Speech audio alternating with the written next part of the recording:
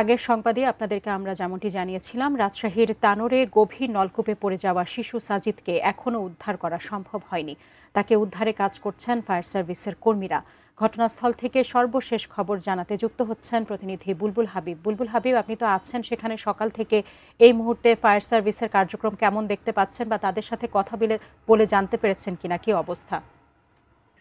দুপুর 2:30-3টা থেকে তারা তাদের যে কার্যক্রম সেটা শুরু করেছেন এবং এখন পর্যন্ত তারা কিন্তু তাদের কার্যক্রম পরিচালনা করছেন এবং এখানে আসলে যেহেতু 20 ঘন্টার মতো হয়ে গেল, শিশুটি এখন পর্যন্ত গভীর নলকূপ গর্তে আটকা পড়ে আছে, তাকে উদ্ধার করা সম্ভব হয়নি।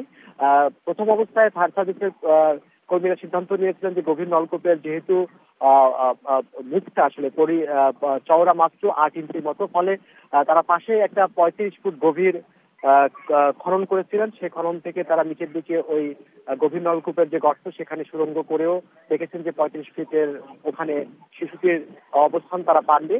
এখন তারা আমরা দেখেছি যে এক্সকেভেটর দিয়ে তারা আরো চারপাশে করছে এবং 35 ফিট নিচ থেকে উপর পর্যন্ত সেইটার কোথাও আটকা পড়ে আছে কিনা শিশুটি, সেটা আসলে প্রধানত তারা দেখার চেষ্টা করছে। সেই কার্যক্রমটাই এখন আমরা দেখেছি যে পুরো দমে চলছে, যেহেতু আসলে এখানে প্রচুর উৎসুক জনতার ভিড়। আশেপাশে যত গ্রাম আছে দূর দূরান্ত থেকে মানুষজন এখানে ভিড় করছেন আসলে এই ঘটনাকে আসলে দেখার জন্য, এবং অনেকেই তাদের ভিতরে অনেকেই আসলে কাজে যেমন বাধাগ্রস্ত করছেন, আবার অনেকে প্রার্থনা করছেন।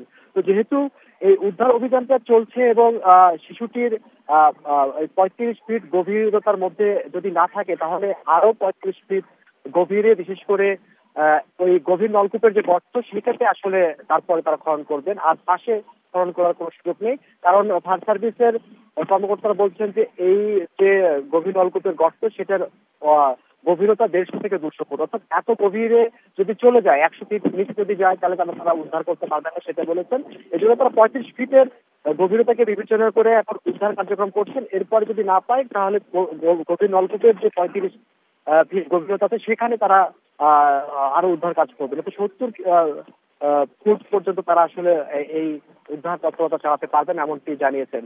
তো তারা এখন আসলে পর্যন্ত কাজ করছেন। এখানে স্থানীয় প্রশাসন রয়েছেন, সেনাবাহিনীর যেহেতু মানুষের প্রচুর চাপ, সেনাবাহিনীর সদস্যরা এখানে এসে যোগদান করেছেন এবং এটা আসলে পুরো একটা মাঠের মধ্যে হওয়ার কারণে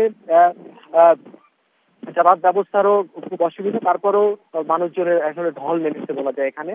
তো একটা পরিস্থিতি তৈরি হয়েছে, একটা হৃদয় বিদারক পরিস্থিতি। পরিবার পরিজন সদস্যরা বা আত্মীয় স্বজন যারা রয়েছেন তারা আসলে নির্ঘুম রাত কাটিয়েছেন। এখন পর্যন্ত তারা তাদের সন্তানকে জীবিত যেন ফিরে পান সেই প্রত্যাশা করছেন। তারপরেও আসলে সেই জায়গা থেকে জীবিত বা অক্ষত অবস্থা উদ্ধারের জন্য আসলে ফায়ার সার্ভিসের কর্মীরাও চেষ্টা করছেন। তো সাথে এই ছিল এখান থেকে যে উদ্ধার তৎপরতা চলছে ফায়ার সার্ভিসের কর্মীদের, তার খবর।